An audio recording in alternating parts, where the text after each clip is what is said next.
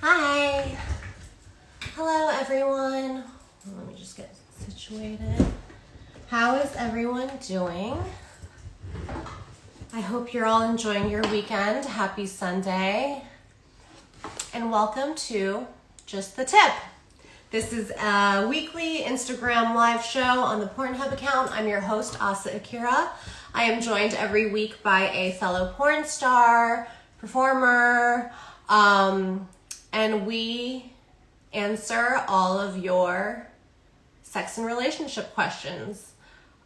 Usually I preface this by letting you know that, we're not experts, we're just people who fuck a lot, and so we're giving our porn star experience based advice. But today we have an actual expert with us.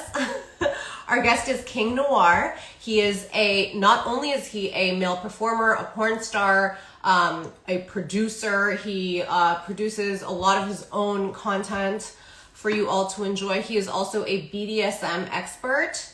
And he is also famously in a half of a porno couple. So I think he'll have a lot to say about sex and relationships. I always get a lot of questions that are very specific for male porn stars. So I definitely want to ask him a bunch of those things. So yeah, I'm gonna see if he's ready to join us. Yep, I see him. There we go.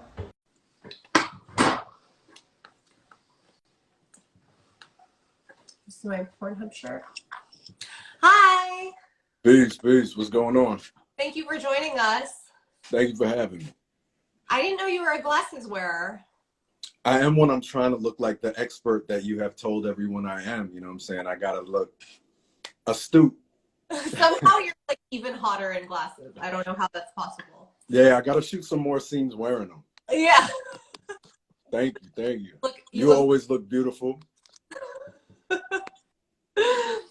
All right, so I actually got a lot questions for you, and I think it's because you actually are an expert in a lot of different areas. You're very famously half of a porn star couple. As I said, you produce your own stuff. You're a bondage expert, and you are very, very open about being polyamorous, which I think is kind of not like a new concept at all, but people are very curious about it. Yeah, for sure. I've seen a lot of interest in it lately. Yeah. So I'm gonna let's just dive right into these questions then. Sure. Awesome.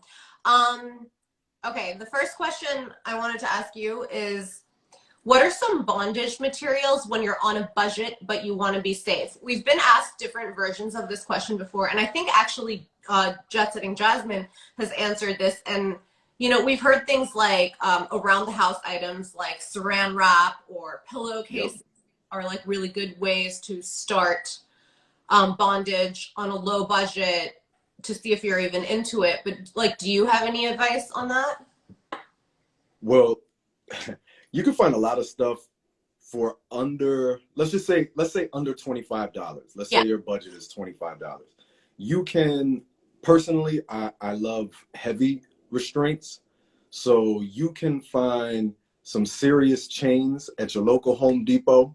You can cut them yourself, and you can use, you can either use like a lock, and especially, this is very important. If you are going to do any type of bondage, you have to have something there with you to get somebody out. So if you're using handcuffs or metal that's locked or anything, you have to have a key present with you. Your sub should see the key, right? And if you're using anything that's going to tie somebody up, you should have some scissors or something like that to be able to cut them out.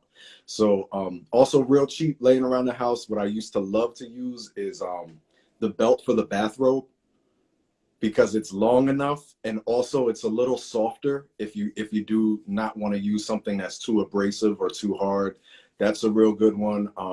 You could go to your local fabric store and just get some fabric that, depending on the level of the person that you're tying up, is comfortable with.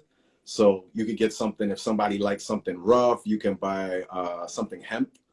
But if they want something softer, you get some silk, some satin, something like that. You know, you could tie anybody up with anything. But the thing is really that's important is learning how to tie somebody in a way that you can get them out really fast, or something that you can cut out. So what I'm hearing is like you don't necessarily have to go to the sex shop or like a real bondage store and get like all the gear. There's plenty that you can buy at like a local Home Depot, which makes sense. Yo, Home Depot is my favorite BDSM location. Lowe's not so much. I don't know why, but Home Depot be having the stuff for me. That's definitely like a self-checkout situation, I feel like. Like, what are you building, sir? Mind your business. Yeah. Mind your business. And this is that's like a little bit related, but a little and I think it's really important like that people hear this. And I've never gotten this question before, and I'm really happy to see that like someone asked it. How to choke someone properly. I personally am so, like, I love a hand on my throat. I love being choked. I even like to pass out a little bit. Like to me, that's, I don't know, I like it, but I also definitely understand that this is like a really dangerous thing to do if your doesn't know how to choke you. So I feel like you are someone who probably knows like the right way to do it. Yes. So I'll tell you for sure, you never want to grab somebody on their neck like this. Never want to do that. Really what you want to do is think about this nice curvature right here. Okay. And you want it as high up as you can so you feel your own jawline. And you just hold it right there. Like if you do it right, you should hear your voice change up just a little bit. So don't try to think this way. You want to kind of come this way. And you never want to be on top of somebody when you're choking them that way, because you don't want to put the force down onto their windpipe. You also don't want to cut off, very, very important vein here. You don't want to cut off oxygen to the brain. You don't want to cut off blood flow to the brain. You want the person who you are choking to be the same person after choking them that they were before you choked them, right? So within that sense, doing it the safe way. Also, sometimes you'll see people kind of like double up on the throat. You don't want to do that. You don't want to do anything that could really crush somebody's larynx or anything like that. So you also don't want to hold it too long. Give them enough time to and then you can repeat. And if you are looking to step it up, then that's just the basic. That's the spot you start with. Well, so for somebody like you who likes to pass out a little bit, I would suggest, don't just do that with anybody. Do it with somebody who knows what they're doing, who knows how to gauge where you are. And also, if they're doing that, not, like I said, cut off that oxygen to your brain. That's actually, like, you bring up something that I've noticed a lot just from shooting in porn, but like everyone has a different definition of when they say I like to be choked, right? Like, and I think it is that like maybe we should ask people like in detail what exactly they mean, because some people do mean that they want to pass out, and some people mean like I literally just want to feel a sensation of like a hand on my neck, period, like, but don't actually choke me.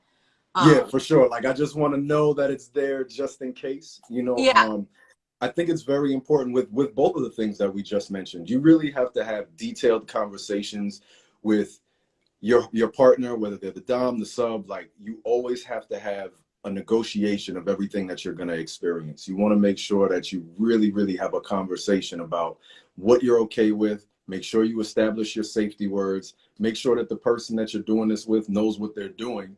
And, then you could have a lot more fun because you're safe and they know what they're doing as well. This question wasn't asked, but I feel like, I feel like it is like something people ask like secretly in their minds, but like I feel like that conversation can often be really awkward to have, just because talking about sex in general can be really awkward for us because we're not raised to think that that's okay. Sure. Like, do you have any tips on making that kind of like pre-sex conversation less awkward, or like how people can bring it up, or like ask for things without feeling like they're asking too much or hurting the other person's ego? Like, how do you initiate that conversation? I just come out and say it. I won't even lie to you. I'm like, yo, this is what I'm into. This is what I want to do to you. Are you okay with it? And if someone says no, that's not a blow to my ego. That's them being honest and letting me know what they're okay with. If they say yes, then we work out, okay, well, maybe there's somebody who's like, I don't like to be choked, but I do like a hand on my neck. Okay, well, that's what we'll do. And you never cross that boundary. Mm-hmm. Now, if it is a little harder for you to bring stuff up, one other thing we like to tell people to do is share your favorite porn with somebody and be like, oh, did you see this? I like what they did here. So, share my stuff, share Asa's stuff, and be like, yo, what they were doing, can we try this? And 9 times out of 10, the person that you're going to send that shit to is going to be like, yeah, I'm with that. Let's get it. You know what I'm saying? So it's helpful. My go-to for bringing anything up sexually, because even though I've been in porn for like 100 years, like, yeah, there are like times where I feel awkward bringing things up, like, mm-hmm. And like if I want to peg a guy or something, like not everyone is, automatically like, not only are they not open to it, like they might not even know about it. But I think the easiest way to bring something that's like relatively freaky up is like to just let the porno come up and then be like, oh, that looks interesting. Have you ever done that? And then that way it's really low stakes, because if they're like, no, I'm not into that, you can just be like, yeah, next video. Like, it's fun. And sometimes people are like, I don't want to do that for me, but I'm definitely down to watch that shit with you. And then it's still a win-win situation, Totally. Switching gears a little bit. Do you have, I get asked a lot how to last longer in bed. And we've answered that question like 100 times. Everyone has different advice. But on the flip side of that, I got the question today, do you have any advice for men that suffer from delayed ejaculation? And they mentioned this issue is not discussed nearly enough. And it's true. Like I constantly hear dudes being like, how can I last longer in bed? But yeah, like I have come across a lot of men that like can't come. So like what, do you have advice for that group of people or? Yeah, sure. I would say number one, don't let your orgasm be the goal in sex. The goal in sex is to enjoy yourself, to please your partner, to have a new experience. If you're not focused on the end result and you really enjoy everything else going through, then it takes a lot of pressure off of you to have that climax. Another thing I would say is if you have certain things that feel really good to you, try to overload that shit. Like if, I don't know, getting rimmed and jerked off at the same time as your shit, then, go ham with that and like really try to do that, or go from that to something else that feels good to you, which might be like doggy style or whatever the case is. If you try to overload it and you're not sitting there focused on like, yo, I need to come right now, or you're also willing, like I'll say, as a man, if you're able to hold that ejaculation, you'll start to feel your body do other things, and you can have orgasms in your body that are not just related to ejaculation. So if you are good at like retaining your semen and not, having that ejaculation moment, you'll start to feel other really good things in your body that you wouldn't normally feel if you came already. You know what I'm saying? So try to start feeling how your body responds to pleasure when you go past certain points. I think and you'll feel other kinds of orgasms. That's like really great advice, I think, for men or women. I think, but like, I think it's especially unheard of for men because we so relate like the end of sex to be like the man's climax, right? Or like the man physically ejaculate. So and it that feels amazing. Like real talk, like I have maybe over the last 2 or 3 years really been trying to focus on on feeling that kind of pleasure. And I have definitely had multiple orgasms by holding myself, well, not even holding myself back, but by really like letting myself go without worrying about ejaculating. Yeah. So like there's certain times I think for men will feel like, oh shit, if I stroke like 2 more times this way, I'm a bust. But if you're able to retain that and go past it, like I've had orgasms that's like the way I've heard women describe like waves and shit like that. I've definitely felt that before, and it's possible. But men, we don't learn about our bodies. We don't Yeah. learn about how to enjoy pleasure because everything to us is so like, nah, I'm not gonna do that shit. Nah, I'm not gonna feel that shit. But really, we hold ourselves back from so much pleasure that there's like so much undiscovered orgasmic potential that men have that we just haven't tapped into yet. I wonder if there's also something to be said for like the reverse psychology aspect of that, because like I do find that like I love like playing around with like not just like forced orgasm, but like when they don't like let you come. Like I to me Yeah. nothing turns me on when I'm like I'm not allowed to have an orgasm right now. Like that's so hot, and I think it is like a reverse psychology thing. Yeah, edging is awesome. Edging feels so good. I guess yeah, like it's yeah. I guess it would be also called edging for. Is it called edging when it's a woman? I think it's edging when it's anybody. If you're coming to the edge and then you got to go back, I think it's edging for That's sure. I'm like super into that. Um. Oh, this is actually a question that I saw you answering on your. You did like an AMA on your own Instagram, and actually, by the way, I'm really enjoying all of your AMAs. Like I think like Thank you. what you say is like really insightful, and I think comes from like a lens that like we don't really see that often in like in men especially but Thank you. someone asked you, I think it was yesterday, that they are in a relationship with a man who says that they do not enjoy fucking with a condom, or like maybe they can't enjoy sex with a condom, and I really loved your advice for that. Do you remember what I'm talking about? Yeah, yeah. I definitely said use a female condom. I think that they are very underutilized, especially for you know for men who feel like either condoms are choking or uncomfortable because like a condom for me makes my head do something different than my head is supposed to do. It's like squeezing it into something, you know what I'm saying? No, my dickhead, my dickhead. Like it squeezes me in a strange way, right? So, sometimes they're uncomfortable, but that also you should always be safe. Number one, a female condom is good. Learn how to put them in properly, so that you can have so they protect you as well as possible. But I've also, like where do you even buy a female condom? they used to have them at Yeah. CVS. I don't know if CVS is still in the female condom business, but they used to have them shits there all the time. Like, honestly, like to me, that I would prefer them. You know what I'm saying? Because you do have more movement in the sense of just condoms can be uncomfortable for some people.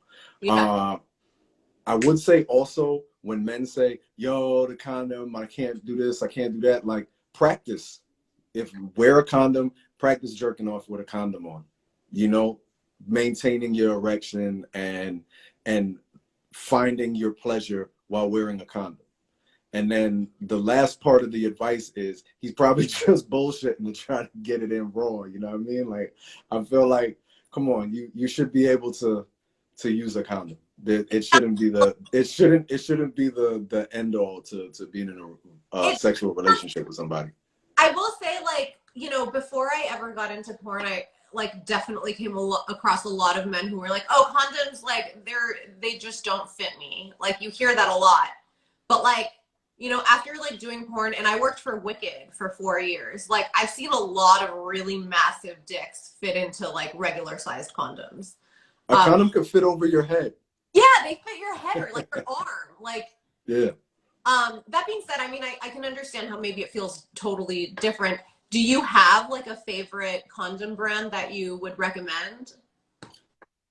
I will be super honest. I am in porn and I have not really used condoms in a while, but Playboy actually just came out with their own line of condoms, and I have tried them, and they're actually pretty dope. I like them. Yeah, the because the benefit we have in porn is like we're fucking people who are all like on a very strict testing Yeah, schedule. So that is like a major upside of being in porn, and a luxury that we get to like explore our sexuality with people who are like safe and tested, whether they're tested or on prep or whatever. yeah, Um, for sure. I'll answer that too from like from my perspective. I really like that brand Skin, KYN. They come in all different sizes too, but after working for Wicked for 4 years and only shooting condom porn, I can safely say that's like my favorite condom brand. And this isn't an ad. I just really like it. nice. Also, okay, this is a question regarding polyamory. And I don't know that there is an answer to this question, but I'm curious to see what you have to say. The question is, how can I convince my partner to open our relationship up? Is that something that like people should even do? Like, I don't know. Like, I've never been in that situation. You can't convince anybody to do anything that they are not interested in doing, nor should you want to, Mm-hmm. especially in regards to your relationship and being with other people. You know what I'm saying? If they not with it, they not with it. But if it's something you just haven't discussed, I would say have an honest conversation. There's nothing in the world that beats honesty in a relationship. Just being like, look, this is what I'm interested in. I wanted to know if you'd be interested in it too. And then y'all can work together to compromise on what makes both of you comfortable. The thing is, when it comes to polyamory, a lot of people think of polyamory and think it's about fucking.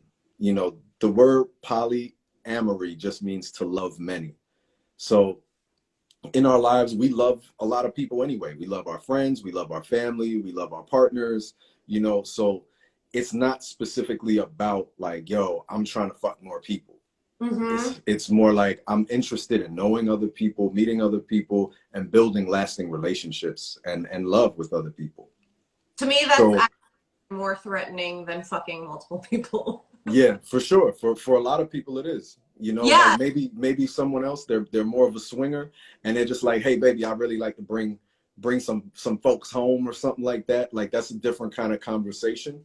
But either one of them is definitely not one of those ones where you want to kind of like trick somebody into it or spend your time trying to lawyer that shit out of somebody. You know what I mean? It's not really a convincing. Poly is something that is it to me. Like, this is how I've always been. Before I knew that there was a name for it, I was open to dating and having my partners be available to date other people and love and be with other people. I've just always been that way. like how you couldn't convince someone to like spicy food. Like you either do or you don't. It's your thing. Exactly. Um, Exactly. If they don't like hot sauce, they ain't gonna like it because you tell them. right. I actually asked this question to Jasmine as well, but like, do you think that if like if someone is someone who considers themselves polyamorous and someone who considers themselves monogamous, is that can they be together or is that relationship doomed? I think they can be together. It depends on the people though. If I'm the monogamous one in the relationship, then I have to understand that this person that I'm dating also will have relationships and build things with other people. Mm-hmm. But what are my needs that need to be met in order for me to feel comfortable and supported and respected in our relationship? So it's like, if I'm dating somebody that's monogamous and they say like, yo, I'm cool with you being poly, but I need to know that you will hold me down. I need to know that you're not going to go to this next relationship and talk shit about me, or you know the times that I need you, you're going to abandon me.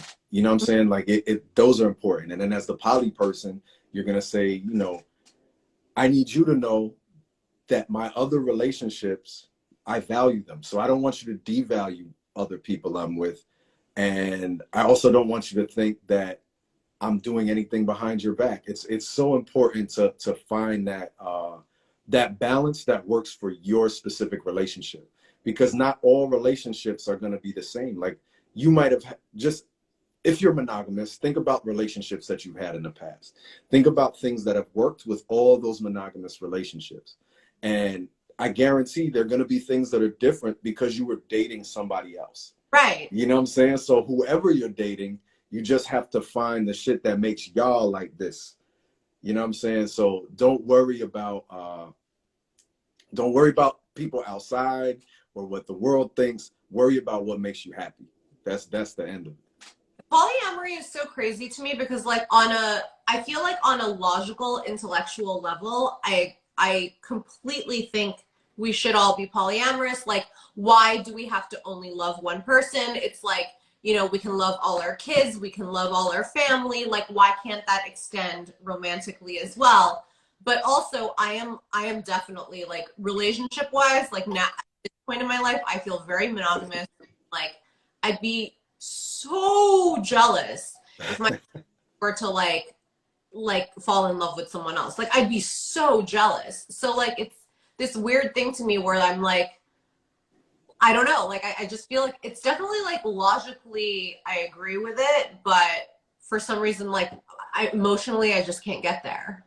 And that's fine. You know, I definitely don't believe that everyone needs to adhere to the shit I do. You know what I'm saying? Like, I think for people who are in that place, as long as you're honest, like, there are a lot of people out there that are like in poly relationships, you know what I mean? But they're not telling other people. Like, no, that's not poly. You're fucking cheating on people. You're lying and you're misleading people. But like, if you're open and honest and you're like, yo, this is who I am. I know when I came into this relationship with Jasmine, I knew that I had tried, because people had told me for years that, you know, being poly, like, that shit is weird, or something is wrong Yeah. with you, and have told partners I've been with, like, he must not love you if he's poly and wants to be with other people. And when I came into this relationship, I was pretty much like, I need to be me, period. Yeah. I need to be the unapologetic version of myself, because that means I'm going to be a better partner to whoever I'm with, because I'm not beating myself up for not being who I am. Yeah. So if you're monogamous, yo, there's nothing wrong with being monogamous. There's nothing wrong with being a swinger, poly, whatever it is, as long as you are honest with your partner and honest with yourself about your capacity and your capabilities. Totally. Yeah, because the fucked up part about cheating is the lying. Like it's Exactly. yeah, no, 100%. Um, and this is kind of a little bit related to that. Is how does one go about dating during this ongoing pandemic? Like, how does one meet people? And maybe I don't know, like I don't know what your situation is. I don't know if you're like always meeting new people or like if you already have like a set amount of relationships or whatever, but is this like something that you can speak on at all? Like, have you Yeah, met during the pandemic? I am an open book. Well, I had a few relationships before the pandemic. I had some subs, and I had a couple people that I was just talking to. And for me, it's just been about trying to maintain uh, to maintain a connection. And we might not be able to physically be in the same place, so we've had to be creative. You know, hopping on Zooms with one another, or sharing information, sharing reading material, sending each other voice notes, sending each other little videos, like, just any kind of way to stay connected. And when it comes to meeting new people during the pandemic, I mean, I'm not out there hitting the club, you know what I'm saying? I've maybe like made a couple connections via like Instagram or things like that. But I think during this time, it has really made me appreciate those that I care about, that I'm not able to be in their space. Mm-hmm. So it has just really forced me to be like, how can I show this person I care and that I'm thinking about them, you know, 1,000 miles away, hundreds of miles, whatever the case being. So it's really been like, oh man, maybe I send them something. Maybe I, you know, send them some gifts, or we just spend a little time. It might be something like looking like this, but we're gonna spend time with one another somehow and try to figure out how it is we're gonna reconnect. Yeah. I'm definitely hearing like utilize the internet. Yo, utilize the internet. I mean, you could go old school too and send some snail mail or something like that. You know, utilize gifts with Amazon and shit. There's a lot of ways to do it. You know. I mean, I keep thinking like this would be so much worse, all of this, without the internet. Mm. Like, I mean, I can't imagine how they got through it in, what's that, 1918? like what, how, I don't even know. Like, I really don't know. Like, how do you get groceries? Like, just anything. Like, the internet has been so, so, so crucial. I can't imagine For doing any sure. of it. It's like totally insane to me. Definitely been a helpful tool. Yeah, no, like for sure. Okay, and this is actually the final question, and I think like you All are right. a lot about this. And obviously like this subject is like you like endless, but a lot of people are making their own porn content now, with platforms like Pornhub and OnlyFans and many vids. Like there's so many tools at our disposal now, and Yeah. this is something I feel like you have been doing since like way pre-corona. And you are an expert. Like, really quick, like the super duper like short summarized version. Like, how does someone start a porn career by producing all of their own stuff and not utilizing like the bigger studios, or maybe they don't have a big social media following? Like, what kind of advice would you give them? Definitely look at all the laws regarding shooting porn in whatever your location is. Understand what 2257s are if you're going to be shooting solo content.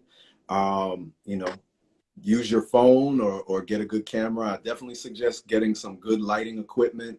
Uh, if you're going to be shooting selfies and stuff, make sure you pick up your laundry from the background and learn some angles, learn some basic lighting techniques, and just explore and think about where you're gonna post it, where you're gonna put it. Don't devalue yourself. Don't cross any lines that you are uncomfortable crossing, and just enjoy the fact that we live in a time where you can be an exhibitionist to millions of people at any particular time. And if you're trying to build up your social media and things like that, just know that there are things you can post on Pornhub that you cannot post on Instagram, or you will not have that Instagram very long. How do you like think, what's the best way to grow a social media account? Like, that's if you're starting at zero and trying to start a porn career. I would say think about the things that make you unique, not just your body, but your personality, the way you look at the world, things that you have to say, and just put it out there because people are going to find it. That's utilize hashtags, Mm-hmm. utilize groups and things like on Twitter and Clubhouse and all these different apps and Instagram. Go live with other people so people can hear your voice and see you with somebody, either if it's somebody who thinks along the same lines or someone that you have some discourse with.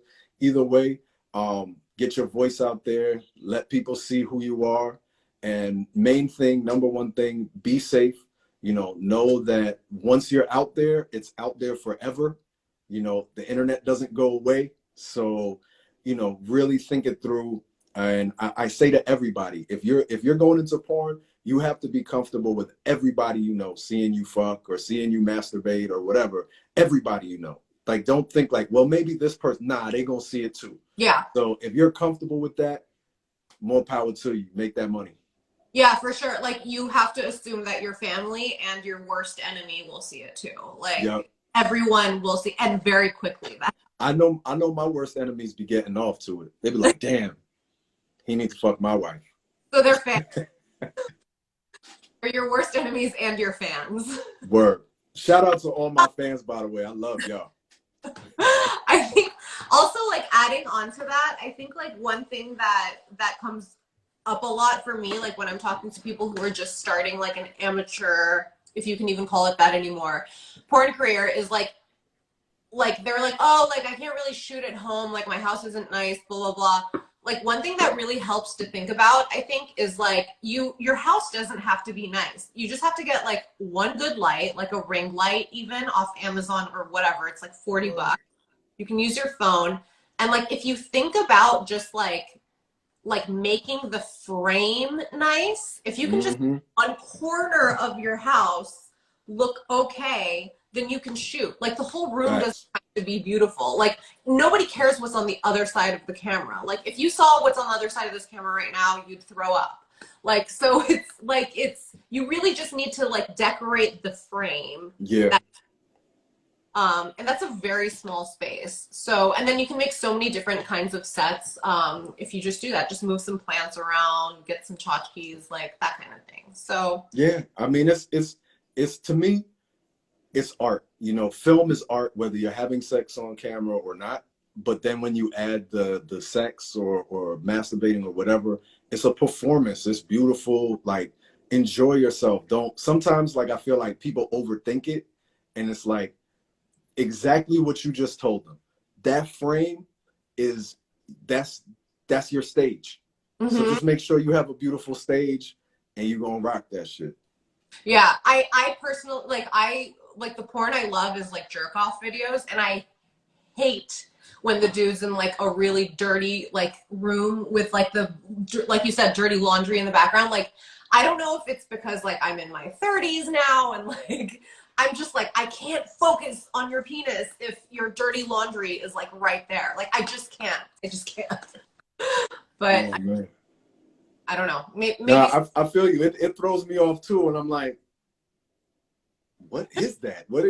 How are you turned on right now? It looked like it stink where you at. But also, do you think it's because we shoot also, so we are like hyper aware of like if I were to see like a Lysol can there, like I'd be like, why didn't you move that? But I think other people care. I think it's partially because of that, but also because, like, for example, if I'm watching a woman in like a solo video, I'm kind of like picturing myself there with her and all that. And I'm like, if I was there and you brought me to your house and it was this filthy, we not smashing. Like, I gotta go. Like, I'm not comfortable in your place. Yeah, it's not real. If you don't care about your house, then I feel like you don't care about your body or something like that. Yeah. Like it all adds up to me. I mean, I'm the same. Like I'm married to a very sloppy person, but our house is nice because I clean it. There you go. So, all right. So where can people see more of you and hear more of you? I know you also have shows and all this stuff. Can we let people know? Yeah, for sure. You can find all of my amazingly artistical, filthy fetish content on royalfetishxxx.com, kingnoirxxx.com, King Noir on OnlyFans, right here on Instagram at The Real King Noir, and definitely listen to my radio show with Jet Setting Jasmine, Royal Fetish Radio, Porn and Politics. You can find it on all of the platforms. So, you know, anywhere where you like to listen to your podcast, you can find us on there. Awesome. And I will tag you in all this stuff when I post this video too. Please do. Thank you for joining us and giving us your time and advice. Thank you so much for having me. Nice building with you. It was good to see you. You too. Bye. Peace. Okay. All right, everyone. Thank you so much for joining me. That was King Noir. His @ on Instagram is The Real King Noir. There's an E at the end. I'll tag him when I post this video. I'll be back in a few days on Wednesday, right here on Instagram Live, for 7 Minutes in Heaven with Glenny Balls. The last time I had him booked for an Instagram live here, I had to cancel. I think I was like sick or something. But this is the reschedule of that. So he will be joining us on Wednesday for a little reunion, and I'll be asking him a bunch of questions and interviewing him. For those of you that don't know Glenny Balls, he's someone I used to work with at Barstool Sports, and I adore him. So he's very, very funny. So I will see you in a few days on Wednesday. All right. Thanks for joining me. Have a good rest of the weekend. Bye.